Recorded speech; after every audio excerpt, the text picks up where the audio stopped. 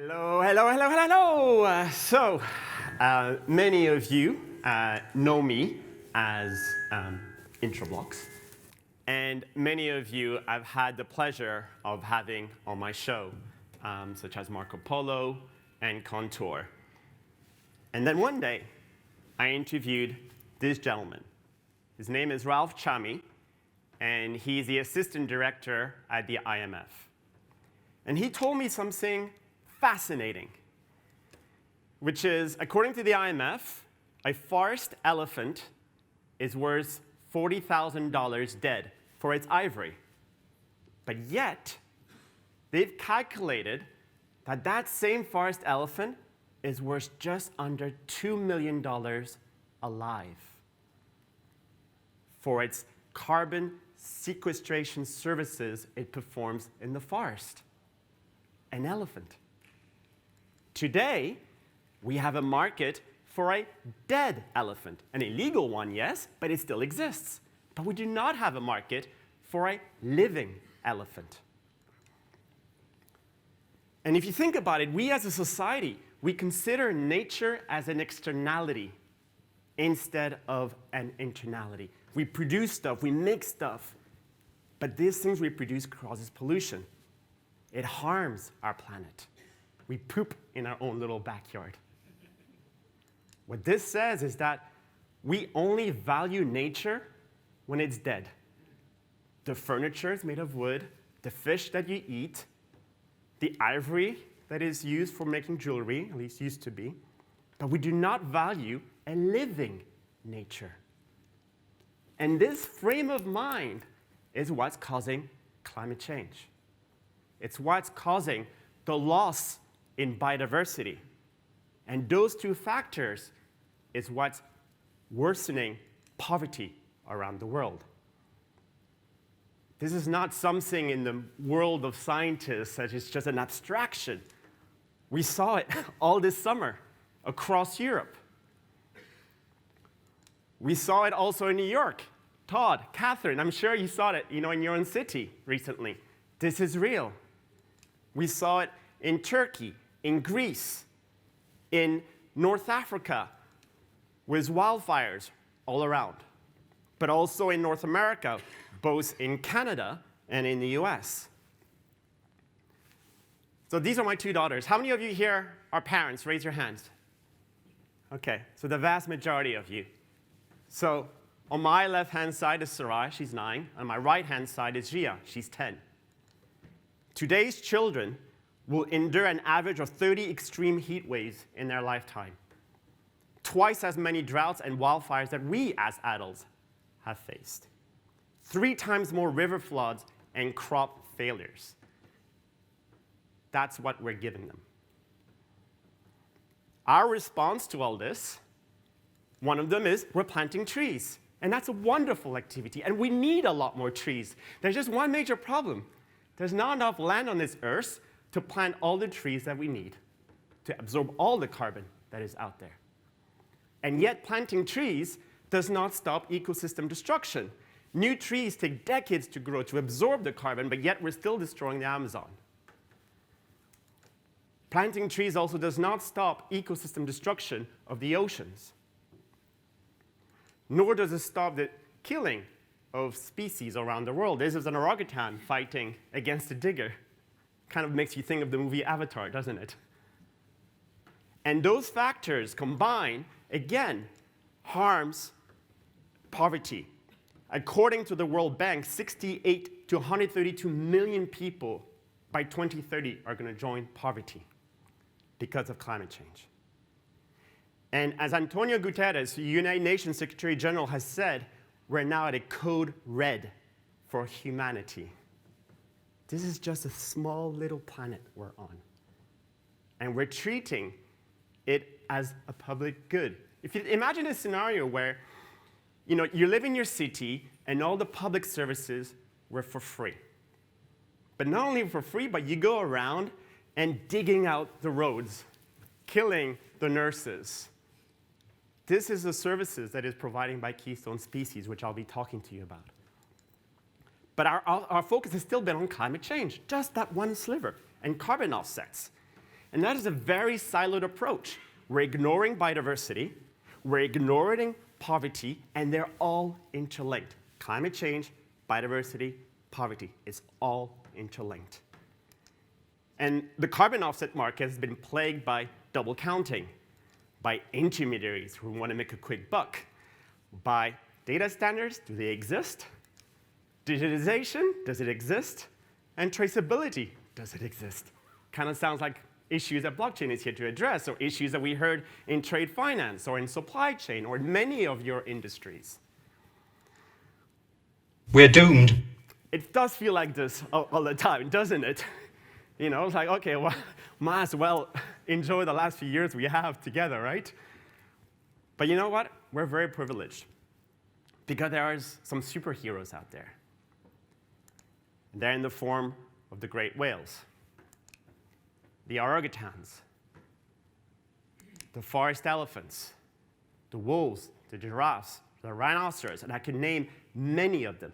They're what's called keystone species.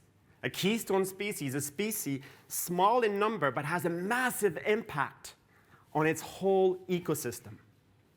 They're also known as ecosystem engineers. So what do I mean by that? So this is all the things a forest elephant, or you could substitute to some degree as one of the other keystone species. This is all the public services they're providing for us for free. Imagine that. They help regulate our climate. They help, for example, these forest elephants in Gabon, in Western Africa, they ensure that the forest humidity levels is high. That humidity is what's providing drinking water to people in Nigeria, to Egypt, and to South Africa. If these elephants die, according to the IUCN, in 10 years, they will be extinct. If they die, the forest shrinks, the humidity reduces, the water flows provided to all these countries reduces. And to some estimates, there's 150 million people that are going to start migrating. Security crisis for some. But so that's one of the things they do. They provide this humidity. They work on the forest. And as the IMF has calculated, they worth close to $2 million in carbon sequestration services. The way that was calculated, they compared forests that still have elephants compared to those who've lost elephants. Those with elephants capture 7% more carbon. How? Because the elephant, when he moves around, is a big creature. He destroys a lot of the small plants so that the core trees do not have to fight for nutrients. They grow thicker wood. They grow taller. They absorb more carbon. And the elephant is able to eat the fruits from that tree and poops it all around the forest for nutrients. Roughly 1 metric ton a week of poop. That's what an elephant provides. These are the kind of ecosystem services elephants provides. The whales, it's with the plankton. The wolves, they each have ecosystem services, which we're still benefiting for free. We need a marketplace for that. And that's where Rebalance comes in. We're a global ecosystem service platform for valuing and funding a living nature to combat climate change, protect biodiversity, and fight against United Nations Sustainable Development Goal number 1, no poverty, because it's all interlinked. And this is how it's going to work. You're going to have households, corporates, capital markets will be able to buy ecosystem services credits, or if you want, tokens. And the value of those credits will be used to protect the forest elephants. It will be used to pay for park rangers to protect them from poachers. But the vast majority of those tokens goes in micro investments to local communities that live around the elephant, so that you tie the sustainable growth of that community to the well-being of that elephant. Imagine you as a parent, you don't have to travel 100 miles to take your kid to see doctors and nurses, and now suddenly in your neighborhood, there's a clinic where the doctor's salaries and the nurse's salary and the equipment is all paid for by a little placard at the entrance of the clinic that said, paid for by your local elephant. That is the power that this can provide. And the way this platform works is that in the forest, we have a suite of sensors, motion-activated camera traps, acoustic sensors, also DNA testing of the dung. Every day we can prove that an elephant is alive and ecosystem service credit has been produced. All that is tracked in a transparent, traceable, and trusted manner on an enterprise Corda blockchain. And for that, I'd like to thank David Rudder and his team for their support. I also want to thank Petco and Industria for building us this platform. Without your unwavering support, guys, we can't be here. So thank you. So our proposition, our holistic proposition is fourfold. For local communities, we're providing them jobs, living standards improvements, symbiotic relationship with nature. We're making conserving nature profitable. It's not about charity anymore. You can make a profit out of it. And just let me spend a little bit of time about jobs and living standards. One of the things, those micro-investments will be determined by the local communities how they're going to use it. But I want to push them to consider using them in the form of microcredits to spur women to build their own companies, their own businesses. It is a well-proven fact. A society that has a well-educated women workforce that is empowered is a healthier society. And we want to encourage this to the best of our abilities. From a government perspective, we're here to promote good governance so that the money does not end up in some minister's pocket for them to build a villa in Monaco. We're here to improve their balance sheet. Gabon has 45,000 elephants. We could add $31 billion on their balance sheet. And of course, we create new revenue streams as we create new jobs in the local communities. From a nature perspective, we're protecting it, we're regenerating it. And from a buyer's perspective, we're creating this transparent, traceable, and trusted carbon offset, a corporate social responsibility message, and we're helping to fund science and unlock biodiversity. So this is a hypothetical concept of how it could look like. With imaginary Microsoft as a client, Microsoft, if you're listening, hello. This could be their dashboard. So it will say how many carbon units have been removed by using the elephants that they've purchased the services from. How much of the contract has been delivered, how much is outstanding, an example of how we transform their carbon dollars into carbon for social good in the building of a school. But the most powerful tab is when you click on your elephants. And we can demonstrate for every single day, here's a picture, here's a video file, here's an acoustic file that shows that this elephant produced that credit on that day. Imagine that kind of level of transparency, of granularity to the experience. It's about bringing the client closer to nature. But there is this old African proverb, if you want to go fast, go alone. If you want to go far, go together. And we heard Todd McDonald earlier on speak about ecosystem of the ecosystems. And we're a great believer at that. So this is how it's going to work. You have still the core platform Rebalance provides. But I think we're all aware we're in a race against time. There's so many keystone species that are on the verge of extinction.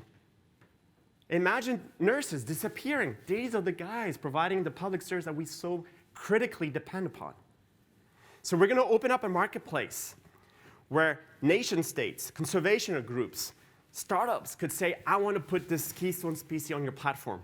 Say, sure, as long as you follow the science model that links carbon offsets to the services that Keystone Species provides.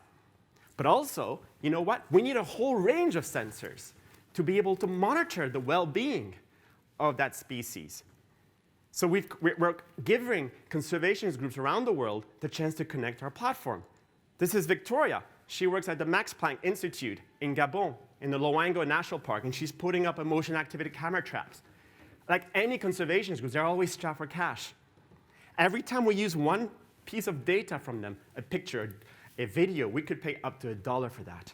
Because the more data points we have, the more robust our platform is in the eyes of our clients.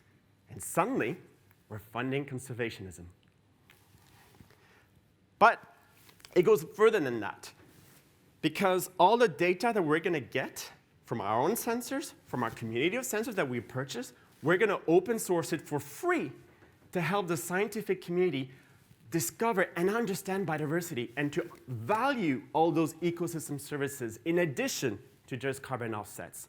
And to accelerate this, we announced about just under 2 months ago with the Minister of the Environment for Gabon the launch of the world's first nature sandbox. So you know about the financial sandbox, you know about R3 sandbox, now you know about a nature sandbox. It's a regulated space where we're going to be able to get scientists from all around the world to work on those ecosystem services and to develop new models. This has already started. And all this will be available for free to the scientific community because science needs data, it needs funding, and we want to give that data as much as possible. But we don't stop there. You got to think bigger, right?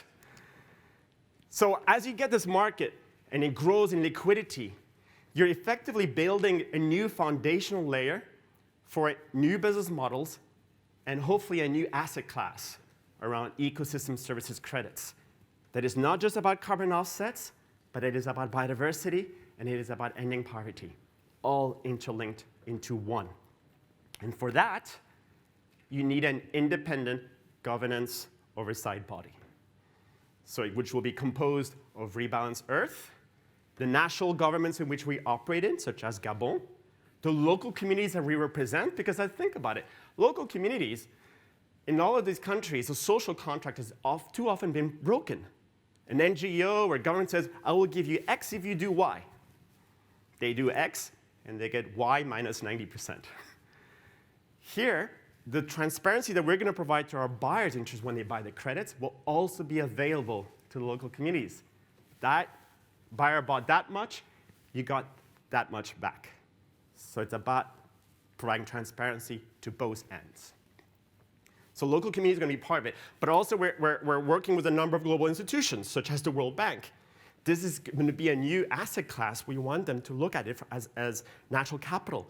How is this going to be regulated? They need to be part of this story.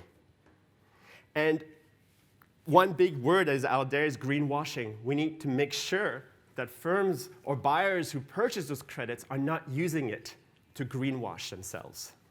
And for that, you need to get in the #1 anti-greenwasher, which is Greenpeace. And we want to invite them to be part of this governance body. So what can you do? If this resonates with you and you're thinking, you know what? I'm a concerned citizen. I'm a concerned parent. I work in a firm. A lot of firms are confused at what to do. You know, they want to do something good, but then when they see British Airways spend quite a bit of money in carbon offsets and get slammed as being a greenwasher, they're kind of afraid. What should I do? We have built this team for the last year of experts, and we want to share that knowledge through kind of a boot camp approach where you can learn about everything that we've learned ourselves. You can join our team of 60 volunteers from around the world to ideate new concepts. And of course, you can join in our pilot, which we're hoping to launch early next year, and you can make a difference.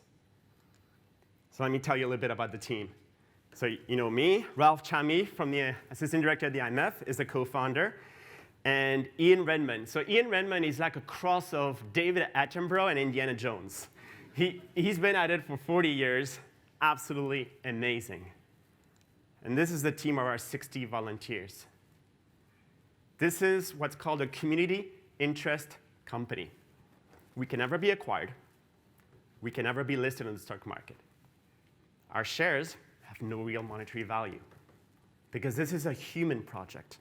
95% of us have never met except through Zoom, Teams, thanks to COVID. What unites us is 3 principles: to be human, have love, and give hope. And I just want to leave you guys with a simple message that they have to give to you guys. I work with Rebalance Earth because finding a solution for climate change and valuing biodiversity is important to me. Here in Maine, the Gulf of Maine is warming faster than any body of water in the world. We need to address climate change now. Here in the Asia-Pacific region, we have already lost a quarter of our endemic species. So it's showing to create a movement in support of ecosystem services. In my lifetime, we've lost 2/3 of all species, so I know we're running out of time. So another reason I joined Rebalance Earth is because I think it's a game-changing idea and we need those. We are trying to save keystone species, which will all contribute to the wider issue of solving the climate problem. Rebalance Earth works at the golden intersection of technology and biodiversity, and I think the solution can be used to save more wildlife species in future. I joined Rebalance Earth because we need more community and nature-based solutions to protect keystone species from wildlife crime. I joined Rebalance Earth because I want to see elephants and whales in abundance in the future. Create a more sustainable way of living so that my children and my children's children don't have to witness the destruction of the natural world as we know it. And that's why I help Rebalance Earth, and I'm really excited about what we've got coming for you.